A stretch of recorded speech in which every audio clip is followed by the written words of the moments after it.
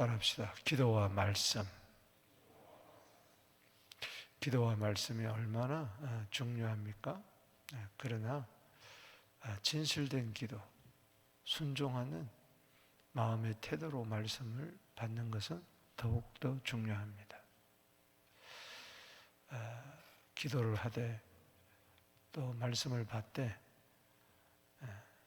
단지 위기를 이렇게 벗어나려는 그런 의도로서 단지 나의 필요를 채우려고 기도를 한다든가 어떤 자기의 뜻을 이루는 그 목적과 수단을 가지고 기도를 하면 안 되죠.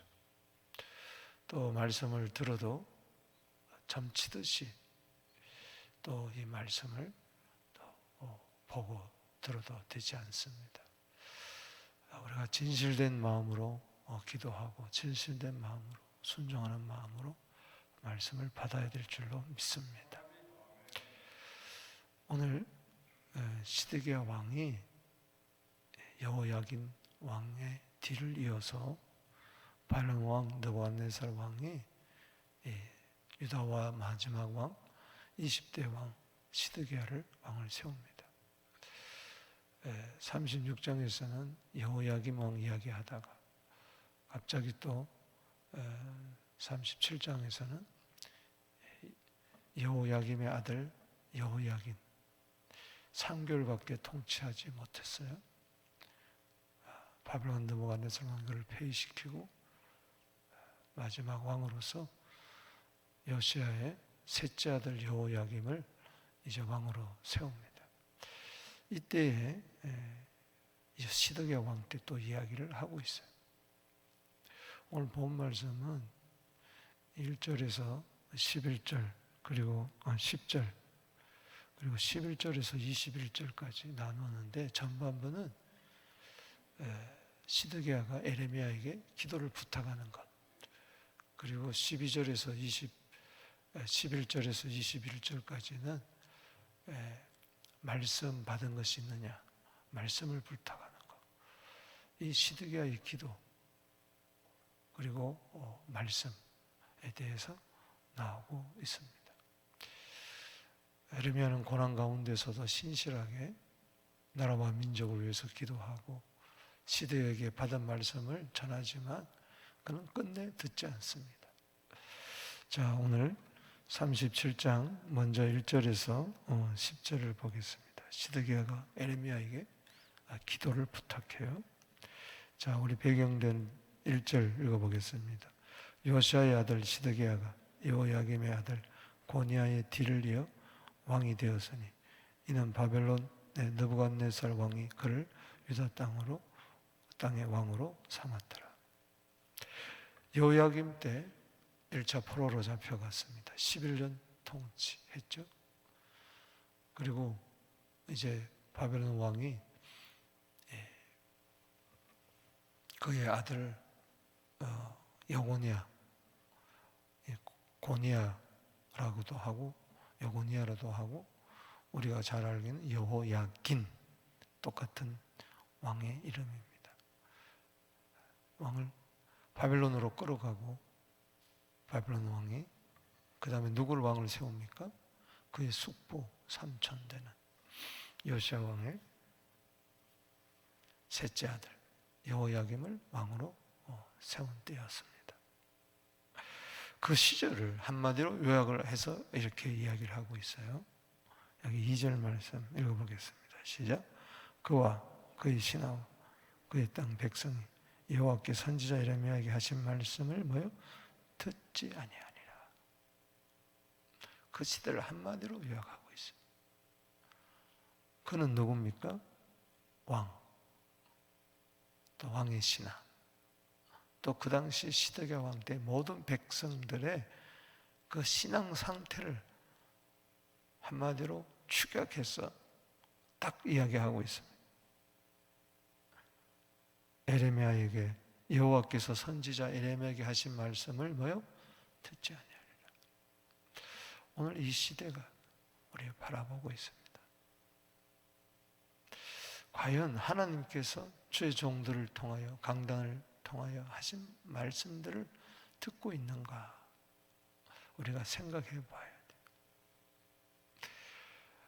이러한 때에 나라가 위급하니까 지금 바벨론이 제3차로 포위하고 있어요. 여러 차례 바벨론 왕이 쳐들어와서 지금 예루살렘을 에워싸고 있습니다. 이때에 답답한 거죠. 시드기야는 친애굽 정책을 썼어요. 베로 왕이 세웠지만은 그 나중에 배반을 하고 친애굽 정책을 썼어요. 그래서 양다리를 지금 걸치고 있는 겁니다. 그러면서 에레미야에게 기도를 부탁하는 것이 이제 3절에 나옵니다. 읽어보겠습니다. 자, 37장에서 요절이 두 군데 나오는데, 자, 3절 시작. 시드기야 왕이 셀레마의 아들 여호야알과 마아스의 아들 제사장 스바냐를 선지자 에레미야에게 보내어 청하되 너는 우리를 위해 여호와 하나님께 기도하라 하였으니. 얼마나 좋아요. 기도 부탁하는 거. 목사님 기도해 주세요. 장로님 기도해 주세요. 집사님, 권사님 기도 부탁합니다. 여러분, 우리는 서로 기도의 동지가 되어야 될 줄로 믿습니다. 두 사람이 땅에서 합심하여 마태복음 18장 20절에 함께 기도하면은 하나님이 들으십니다. 저도 아침마다 새벽마다 성도들 위하여 연초에 낸 그 기도 제목을 가지고 끊임없이 기도하고 있습니다. 또 순간순간 그 기도 책자를 모은 것을 보면서 제가 기도하고 있어요. 참 기도를 부탁해야 되겠죠. 서로 어려운 문제가 있을 때 해야 됩니다. 그러나 중요한 것은 여기 2절과 3절을 비교해 보면은 과연 이 기도에 진정성이 있는가? 하나님의 말씀을 듣지 않으면서 어려우니까는 기도 부탁을 한다. 물론 기도 부탁을 하지만 먼저 시편 66편 18절에 보면은 마음의 죄악을 품고 기도하면 안 돼요. 하나님이 안 들어주세요. 기도가 무슨 요술 램프입니까? 그런 게 아니에요. 기도는 무엇보다도 하나님과의 관계입니다. 할렐루야. 하나님 앞에 나아갈 때 번제단을 거쳐서 물두멍을 거쳐서 성소로 들어가지 않습니까? 번제단은 피 아닙니까? 물두멍은 물이에요. 요한복음 19장 34절에 피와 옆구리에서 피와 물이 쏟아졌는데 그건 번제단과 물두멍을 이야기하는 거예요. 왜 예수님이 피와 물을 쏟았느냐? 번제단 십자가 나무 제단에서 흘린 그 피를 가지고 회개하란 말이에요. 할렐루야. 회개케 하여 물로 세를 베푼다. 마태복음 3장 11절 말씀처럼. 그 피가 아니고는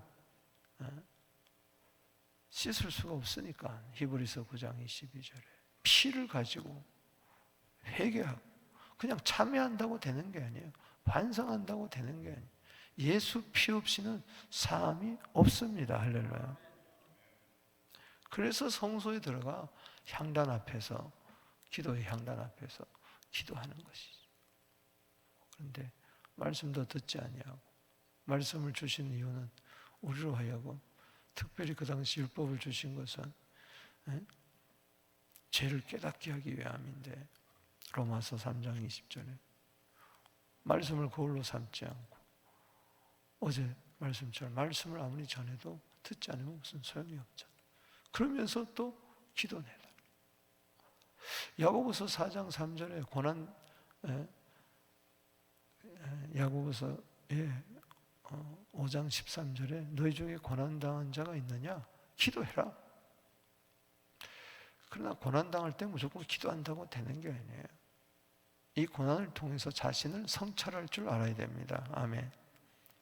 야고보서 4장 3절에 너희가 구하여도 얻지 못하는 것은 정욕으로 쓰려고 잘못 구함이라.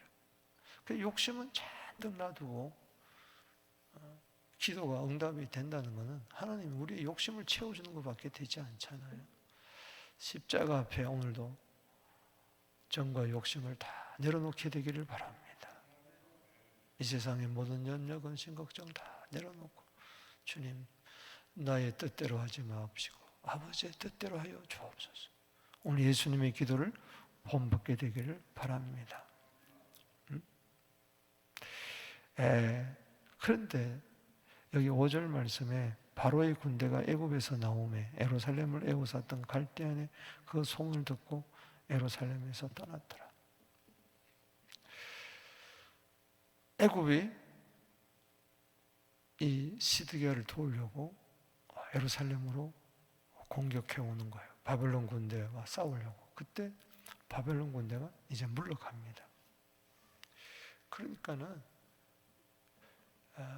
위기가 잠시 벗어난 거죠. 그럼 말씀을 안 듣는 거예요. 그거 봐라. 우리는 절대 바벨론에게 안 무너진다. 내가 애굽을 의지하기를 잘했지. 이제 느부갓네살 왕은 아마 그렇게 생각을 했겠죠.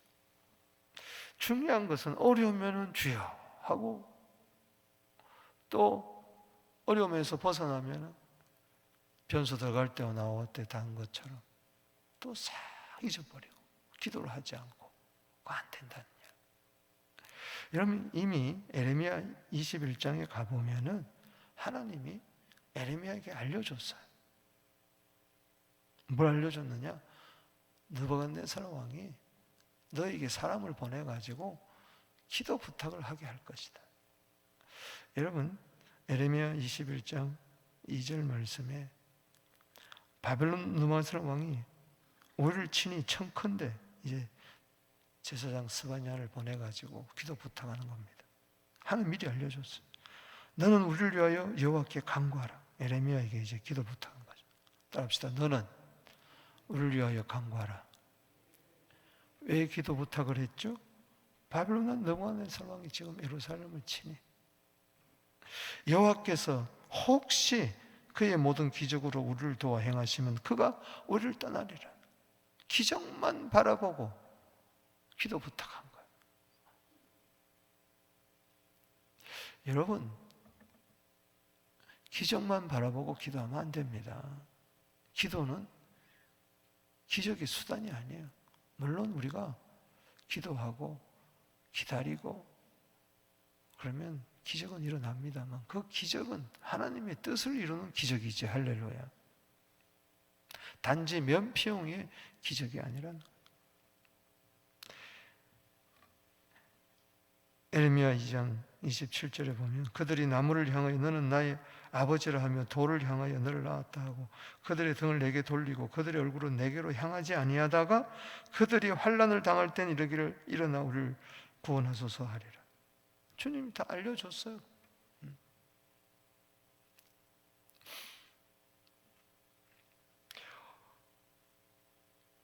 나무를 향해서 아버지, 돌을 향해서 나를 낳았다.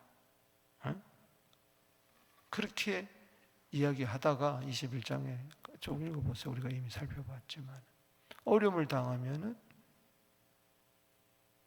환난을 당할 때 우리를 구원하소서.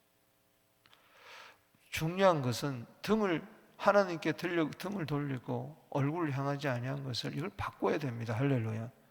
세상을 향하여 가던 얼굴을 하나님께로 세상 등지고 주님께 향하면서 어려울 때 하나님 구원하소서. 그렇게 기도해야 맞을 줄로 믿습니다. 자 보세요. 6절 이하는 말씀이 에레미야에게 또 임하는 겁니다. 너희를 보내어 내게 구하게 한 유다 왕에게 아뢰라. 너희를 도우려고 나왔던 바로의 군대는 자기의 땅 애굽대로 돌아가겠고, 에레미야에게 미리 알려주는 거죠.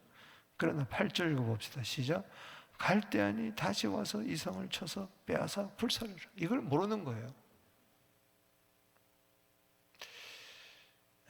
잠시 어려울 때 기도했다가 문제가 해결되면 또 기도하지 않는 이 시드기야 왕에게 너 다시 갈대 왕이 쳐들어온다. 잠시 떠난 것이지 다시 와서 이 성을 불살할 것이다. 9절에 여호와께서 같이 말씀, 너희는 스스로 속여 말하기를 갈대아인이 반드시 우리를 떠나리라 하지 마라. 그들이 떠나지 아니하리라. 이제 기도했으니까 됐다. 이제 그거 봐라, 주의 종이 기도하니까는 내가 기도 부탁하기를 잘했지, 갈대아인이 물러가지 않았느냐. 그러고 여전히 죄악 가운데 지내는 거예요. 하나님 이걸 보시고 뭐라고 말씀하십니까? 갈대아인이 떠났다고 그런 말 소리 하지 마라. 여기 10절에 너희를 치는 갈대아인의 온 군대를 쳐서 그 중에 부상자만 남긴다 할지라도, 즉 너희들이 바빌론 군대와 싸워가지고 거의 99.9% 승리했다 할지라도, 다 죽고 부상자 몇 명이 남았다 할지라도 그들이 다시 장막에서 일어나 이 성을 불사르리라. 안 된다는 이야기. 그러니까 제대로 된 진실된 기도를 해라. 아멘. 하나님은요, 진실로 하나님께 기도하는 자를 가까이 하신다 그랬어요. 시대의 기도를 통해서, 기도 부탁을 통해서 나의 기도는 어떠한가 거울로 삼게 되기를 축복합니다. 11절 이하에서 이제 21절까지 시드기야가 이제 에레미야에게 말씀을 부탁하는 것을 보게 됩니다. 이제 11절에 보면은 갈대아 군대가, 바벨론 군대가 예루살렘을 잠시 떠날 때에 에레미야는 고향 땅 베냐민 그 아나돗으로 갑니다. 그때 13절에 베냐민에 이른즉 하나냐 손자요. 하나냐는 누구죠? 에레미야 28장 10절에 보면은 거짓 선지자예요. 그래서 에레미야의 목에 매인 그 나무 멍에 목을 꺾어버린 자죠. 그러나 하나님께서는 새 멍에 목을 다시 쓰게 하십니다. 그가 이야기하기를, 지금 바벨론 포로에 잡혀간 사람들이 있지만 그때 1차 포로 때 다시 2년 만에 돌아올 것이다. 2년. 그런데 에레미야는 70년. 그러니까 누구 말을 듣는 거야? 다 하나님 말을 듣는 거야. 에레미야를 대적했던 이 하나냐, 거짓 선지자, 그는 하나님 심판할 때 그는 죽어버리고 맙니다. 에레미야의 예언대로 2년은커녕 몇 개월 못 가서 그는 죽어버리고 말아요. 그 하나냐의 손자 누구? 이리야는 자가 베냐민으로 들어가는 그 성의 문지기였어요. 우두머리. 선자 에레미야를 붙잡아 네가 갈대아인에게 항복하려 하는구나. 그러니까 아는 거죠. 에레미야를 알아요. 그 당시 에레미야는 혼자 외롭게 말씀을 전했기 때문에, 더구나 그 할아버지 하나냐가 이 에레미야가 너 죽는다 그랬다가 죽어버렸기 때문에 어떤 낭심을 품고 있었겠죠. 그냥 거짓 누명을 씌워서 그를 붙잡아 둔 거죠. 그래서 그가 고관들에게 고발을 하니까 14절에 끌어다가 어디다 놓습니까? 여기 15절 읽어봅시다. 시작. 고관들이 노여워하여 에레미야를 때려서 서기관 요나단의 집에 가두어서 이는 그들이 이 집을 옥으로 삼았어. 에레미야는 실컷 두드려 맞고 서기관 요나단의 집에 큰 진흙 구덩이가 있는데 거기 집어넣은 거예요. 그게 나올 수 없도록 거기다 뚜껑을 딱 덮어놨어. 이 죽게 생겼어. 16절에 에레미야가 뚜껑 씌운 웅덩이에 들어간 지 여러 날 만에 죽기 일보 직전에 하나님께서 그를 구출해내는데, 보세요. 기가 막힌 것은 17절에 시작. 시드기야 왕이 사람을 보내어 그를 이끌어내고 왕궁에서 그에게 비밀이 물어 이르되 여호와께로부터 받은 말씀이 있느냐. 두 번째 요절이 17절입니다. 오늘 본문에서 이야기하고자 하는. 그러니까 창피한 거예요. 그동안 에레미야 32장 5절에 보면은 시드기야가 어떤 왕입니까? 에레미야가 당신 바벨론 왕과 싸워도 승리하지 못합니다 하니까 기분 나쁘다고, 여봐라 저는 감옥에 쳐넣어라 했던 왕이 시드기야 왕 아닙니까? 그러니까 이제 와서 몰래 빼내가지고 비밀하게, 야 혹시 하나님께 받은 말씀이 있냐? 그가 진정 하나님의 뜻에 순종하려고 말씀을 구한 게 아니에요. 점치듯이 한번 예언해 봐라는 것이지. 우리 오늘 말씀을 그런 식으로 보면 안 됩니다. 읽고 듣고 거기서 끝나는 것이 아니라 지키려고, 할렐루야, 말씀에 순종하려고, 무슨 말씀을 하든지 그대로 순종하려고 말씀을 받는 것이지, 혹시 나에게 좋은 예언의 말씀이 없나? 나를 복되게 하는 그런 게 없어요? 응답받은 게 있어요? 목사님 응답받은 게 있어요? 아무 소용없어요. 내가 말씀대로 살지 않으면서 무슨 응답을 기대한다는 겁니다. 하나님은 그런 하나님이 아니에요.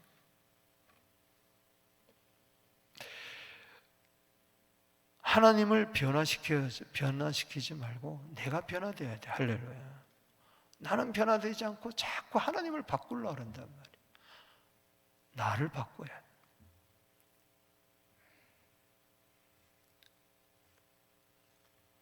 에레미야가 다시 시드기야 왕이 이르되 내가 왕에게나 왕의 신하에게나, 우리 17절 다시 읽어보겠습니다. 시작. 시드기야가 왕이 사람을 보내어 그를 이끌어내고 왕궁에서 그에게 비밀이 물어 이르되 여호와께로부터 받은 말씀이 있느냐? 에레미야가 대답 있나이다. 또 이르되 왕이 바벨론 왕의 손에 뭐요? 넘겨지리라. 혹시 좀 좋은 말 해줄까 싶은데 이거는 계속해서 나쁜 이야기만 하시니까 뭐 기분이 안 드는, 기분이 안 좋아.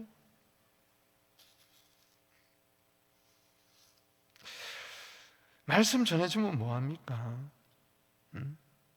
역대하 36장 11절 이하에 보면은 시드기야가 왕위에 오를 때가 나이 21세라. 그러니까 21살에 왕이 됐어. 몇 년 동안 통치했느냐? 11년입니다. 11년 동안 통치한 것은 11년 동안 하나님이 부지런히 말씀을 보내가지고 그를 돌이키게 하게 한 기회를 주신 거죠.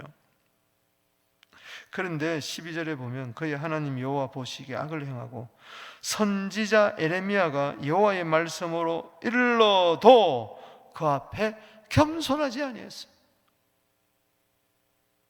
말씀을 구한 거, 응답을 구한 거 나쁜 거 아닙니다. 그러나 중요한 것은 아무리 말씀을 전해줘도 겸손하지 아니했다.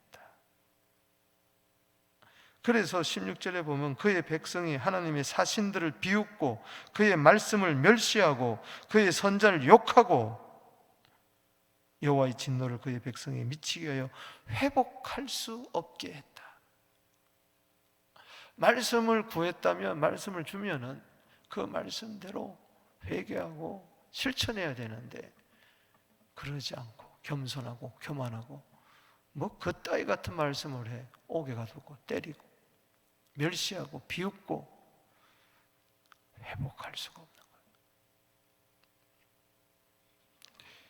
그러니까 성경을 종합적으로 봐야 되는 거예요. 뭐 시드기야가 말씀을 구했구나, 이게 아니라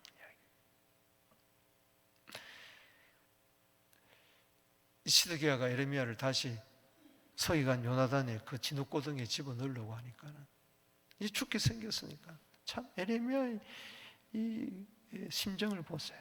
참 눈물이 나잖아요. 에레미야가 다시 시드기야 왕이 이르되 내가 왕에게 왕의 신하에게는 이 백성이 무슨 죄를 범하였기에 나를 옥에 가두었나이까. 바벨론 왕이 와서 왕과 이 땅을 치지 아니하리라고 예언한 왕의 선지자들이 이제 어디 있습니까? 지금 세 번째 지금 포로로 끌려가기 직전인데, 내 주왕이여 이제 청하건대 내게 들으시며 나의 탄원을 받으사 나를 서기관 요나단의 집으로 돌려보내지 마옵소서. 내가 거기에서 죽을까 두려워하나이다. 이러면은 에레미야를 좀 잘 대우해 줘야 될 거 아니에요. 하나님의 말씀을 받아 자기에게 전하는 사람이고, 자기가 기도를 부탁해 가지고 나라를 위경에서 건져내야 할 사람이라면은 좀 왕궁에 모시든가 아니면 별채에 모시든가, 여봐라 요나단의 이야기에서 왜 에레미야를 잡아들였느냐 혼을 내든가 그래야 되는데, 눈치를 살살 보면서, 고관 대작의 눈치를 보면서 요나단 집으로 보내지는 않지만 이 대우하는 거 보세요. 21절에 시작. 이에 시드기야 왕이 명령하여 에레미야를 감옥들에 두고 떡 만드는 자의 거리에서 매일 떡 한 개씩 그에게 주게 하며 성중에 떡이 떨어질 때까지 이르니라. 에레미야가 감옥들에 머무느니라. 그러니까 주의 종을 주의 종답게 대우하지 않는 거야. 그저 자기 뜻을 이루고자 하는 그냥 수단으로, 기도와 말씀을 수단으로 그렇게 여긴 거죠. 사람이 떡 한 개 먹고 어떻게 삽니까? 감옥들에 가둬놓고 떡이나 하나 먹어라. 하루에 떡 하나 줘. 떡 하나. 그러니까 말씀을 멸시하는 거죠. 우습게 보는 거죠. 하나님의 종을 멸시하는 것은 하나님 멸시하는 건 똑같은 거 아니겠습니까? 사랑하는 성도 여러분, 말씀을 멸시하면 안 됩니다. 아멘. 어제 37장도 말씀 멸시하지 말라는 교훈 아닙니까? 호세아서 8장 12절에 내가 그를 위하여 율법을 만가지 기록하였으나 그들은 이상한 것을, 옛날 성경에는 관계 없는 것으로 여겼다고 이야기를 했습니다. 말씀을 맺습니다. 오늘 기도와 말씀, 시드기야가 에레미야에게 기도 부탁한 거, 또 혹시 기도 응답 받은 것이 있습니까? 하면서 여러분 또는 말씀을 구한 것 그 자체가 잘못이 아니에요. 그러나 죄악을 품고